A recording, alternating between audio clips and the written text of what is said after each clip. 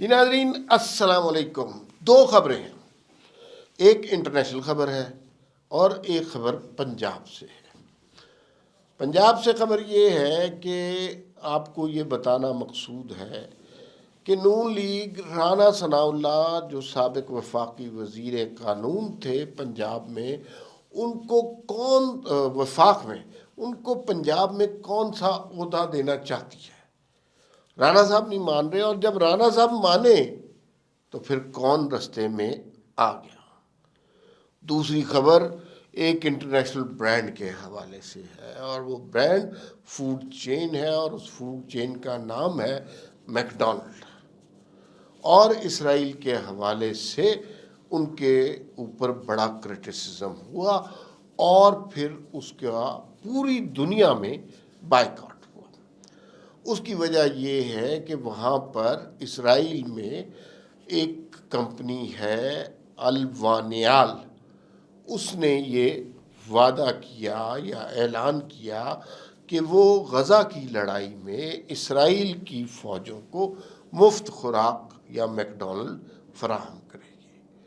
غزہ میں مسلمانوں کے ساتھ جو ظلم ہو رہا ہے، اس کے بعد ساری دنیا میں اس خبر پر احتجاج ہوا اور ساری دنیا میں بائیکاٹ ہوا. ہم نے پاکستان میں بھی دیکھا کہ وہ میکڈونلڈ جہاں تل دھرنے کی جگہ نہیں ہوتی تھی، وہاں پر آپ نے دیکھا کہ ویران ہی ویران ہوتا تھا. اچھا، اور دکھ بھی ہوتا تھا، ظاہر ہے وہ بچے وہاں جو کام کرتے تھے وہ پاکستانی بچے تھے، وہ بے روزگار ہو رہے تھے، ان کو نوکریوں سے الٹیمیٹلی نکالا جانا تھا. اور پھر یہ احتجاج ساری دنیا میں ہوا. لوگ ایکسیپٹ نہیں کر رہے تھے اسرائیلی جارحیت کو، اسرائیلی ظلم کو، اسرائیلی جبر کو، اسرائیلی ستم کو. ساتھ ساتھ غزہ میں جو فلسطینیوں کے ساتھ ہو رہا تھا، اس کے اوپر بھی لوگوں کا دل خون کے آنسو روتا تھا. اور اس دوران ہم نے سوشل میڈیا کے ذریعے میڈیا تو اتنا زیادہ نہیں بولا، لیکن سوشل میڈیا کے ذریعے وہ رقت آمیز مناظر دیکھے، وہ دل دوز مناظر دیکھے، وہ خون آلود مناظر دیکھے کہ جس میں ہم نے بچوں کی لاشیں دیکھیں، جس میں ہم نے عورتوں کو پیٹتے دیکھا، جوانوں کے لاشیں دیکھے. اس سارے عرصے کے دوران اس کا امپیکٹ ہوا. اس کا امپیکٹ الٹیمیٹلی کس پر ہوا؟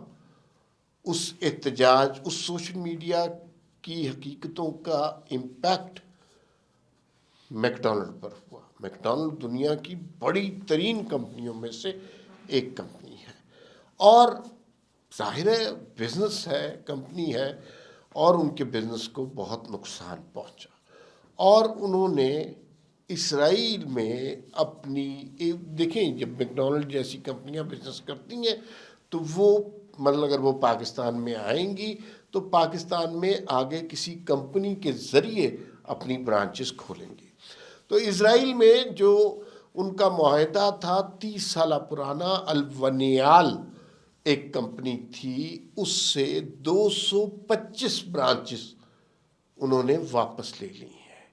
30 سالہ پرانا معاہدہ ختم کیا، اور ان 225 برانچز میں 5000 افراد کام کرتے ہیں. یہ بہت بڑی خبر ہے. اس کا مطلب ہے کہ دنیا بھر میں جو اسرائیلی مظالم کے خلاف کیمپین ہوئی، اس کا اثر پڑا. دنیا کا ضمیر جاگا، میکڈونلڈ کا ضمیر جاگا، میکڈونلڈ کے بزنس پر اثر پڑا، اور اس کا نتیجہ یہ نکلا کہ وہاں پر یہ الوانیال کمپنی سے یہ 225 برانچز واپس لے لی گئیں. اور اب وہ جو ہے نا، کیونکہ وہ ایک جملہ تھا جس میں اس کمپنی نے، الوانیال کمپنی ہی وہ تھی اسرائیل کی، جس نے یہ کہا تھا کہ غزہ کی جنگ میں وہ اسرائیلی فوجوں کو مفت خوراک یا میکڈونلڈ کا کھانا فراہم کریں گے.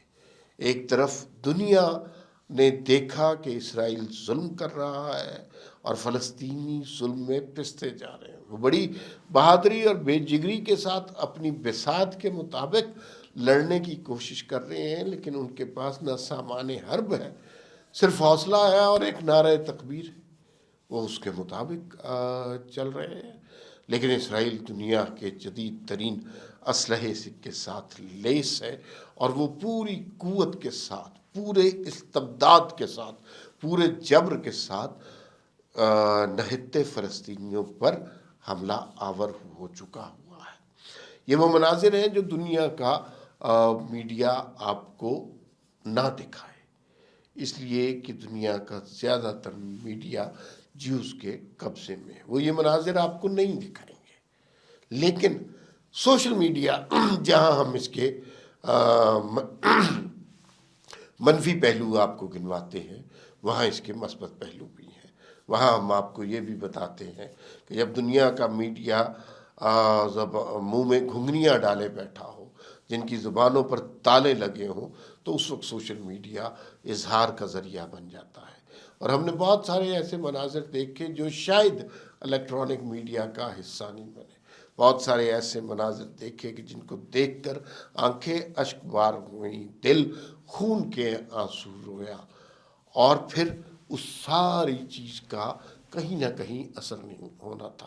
یہ آوازیں اگر اٹھنی تھیں، یہ صدائیں اگر بلند ہونی تھیں، یہ اشک اگر گرنے تھے، یہ آنسو اگر بہنے تھے، تو ان کا اثر ہونا تھا، اس کا امپیکٹ کہیں نہ کہیں ہونا تھا. تو وہ ہم نے دیکھا کہ ہوا، اور یہ چھوٹا سا ایک سٹیپ ہے. ایسا نہیں ہوا کہ اس سے اسرائیل کا جبر ختم ہو گیا، یا اسرائیل نے پسپائی اختیار کر لی، یا فلسطینیوں کی ساری دعائیں مستجاب ہو گئی ہیں. ایسا نہیں ہوا. لیکن جو ہے نا، پانی میں پہلا کنکر ضرور پڑا ہے، بارش کا پہلا قطرہ ضرور بہا ہے، اور میرے خیال میں مظلوم کی پہلی ضرور سنی گئی ہے. تو کہنے کو تو یہ چھوٹی سی بات ہے، لیکن میری نظر میں یہ ایک بڑا واقعہ ہے، اور اس بڑے واقعے کا انٹرنیشنل امپیکٹ ہوگا. کیونکہ دنیا، شاید آپ لوگوں کو علم ہو، اس وقت دنیا جو ہے نا، وہ ہم تو یہ سمجھتے ہیں کہ وزیر اعظم، صدر اور یہ لوگ امپورٹنٹ ہوتے ہیں، لیکن دنیا بنیادی طور پر کیپٹلزم میں، سرمایہ دارانہ نظام میں بنیادی طور پر دنیا ملٹی نیشنل کمپنیاں چلا رہی ہوتی ہیں. یہ ڈیسائیڈ کرتی ہیں کہ کس ملک میں کتنا بجٹ ہونا ہے، کس ملک میں کس طرح کے نظام کی، کس طرح کے فیشن کی، کس طرح کی خوراک کی، کس طرح کی تعلیم کی، کس طرح کی سوچ کی ترویج ہونی ہے. یہ ملٹی نیشنل کمپنیاں ڈیسائیڈ کرتی ہیں. میک ڈونلڈ ہو گیا، برگر کنگ ہو گیا، پیزا ہٹ ہو گیا، اور بہت ساری کمپنیاں ایسی ہیں جو یہ ڈیسائیڈ کرتی ہیں کہ آپ کا سماج کس طرح تشکیل پائے گا. تو یہ دنیا کیپٹل سرمایہ دارانہ نظام میں اسی طرح چل رہی ہے، اور اس سرمایہ دارانہ نظام کو روکنے کا کوئی طریقہ نہیں ہے. یہ اپنی قوت سے چلتا ہے، اور یہ ڈیمانڈ اینڈ سپلائی کی قوت ہوتی ہے. اس میں یہ خود، اور اس میں ایک بڑا دلچسپ بات یہ ہے کہ بعض اوقات یہ ڈیمانڈ اینڈ سپلائی کے فیصلوں سے آگے نکل جاتا ہے. بعض اوقات supply creates its own demand, یہ واقعہ بھی ہو جاتا ہے. جیسے میں آپ کو یہ بتاؤں کہ ہم جب بچپن میں تھے، ہمیں کبھی منرل واٹر کی ضرورت نہیں پڑی تھی. ہم جو سرکاری نلکے سے، اور ہمارے ماں باپ اور آپ کے پیرنٹس جو ہیں، وہ سرکاری نلکے سے ہی پانی پیتے تھے. جو گھروں میں پانی آتا تھا یا کنویں کا پانی تھا، وہی پتا تھا. اب اس کے بعد منرل واٹر کی ہمیں پہلے ضرورت محسوس کروائی گئی، اور ہم سارے لوگ ٹھیک تھے. منرل واٹر کی ضرورت محسوس کروائی گئی، پھر اس کے بعد منرل واٹر بیچا گیا. ہر دکان پر اب منرل واٹر دستیاب ہے. اب ہم بہت سارے لوگ سائیکولوجیکلی منرل واٹر کے بغیر نہیں رہ سکتے. منرل واٹر نہ پئیں، ہم لوگ بیمار ہو جائیں، اس لیے کہ supply creates its own demand. وہ اتنی زیادہ سپلائی اویلیبل ہے، اتنا زیادہ وہ دستیاب ہے، اور ہمارے ذہنوں کی ترویج، تخلیق، ذہن سازی اس طرح کی ہو چکی ہے کہ اب ہم اس کے بغیر رہ نہیں سکتے. یہی طریقہ ہوتا ہے ملٹی نیشنل کا. یہ آج کل کے بچے جو KFC، برگرز وغیرہ کے بغیر نہیں رہ سکتے، یہ اسی وجہ سے ہے کہ انہوں نے سپلائی کو اتنا سہل بنا دیا ہے. خیر یہ بات بہت لمبی ہو گئی ہے اور طرف جا رہی ہے. دوسری خبر پہ بھی تھوڑی سی بات کر لیتے ہیں. رانا ثناء اللہ کو وزیر قانون بنانا چاہتے تھے. رانا ثناء اللہ نہیں بننا چاہ رہے، وہ اس سیٹ اپ کا حصہ نہیں بننا چاہ رہے. نواز شریف سے درخواست کی گئی، نواز شریف اس معاملے میں بالکل خاموش ہے، بات ہی نہیں کر رہے. ایک جگہ رانا ثناء اللہ ذرا سا مانے تھے، وہ یہ کہ اگر انہیں سینیٹر بنا دیا جائے تو پھر بات ہو سکتی ہے، لیکن ان کے سینیٹر بننے میں پیپلز پارٹی رکاوٹ بن گئی. تو پھر رانا ثناء اللہ یقین کریں اسی طرح رہیں گے، مشورے دیتے رہیں گے، عہدہ نہیں لیں گے. فی الوقت اتنا ہی، پھر ملاقات ہوگی. اللہ حافظ.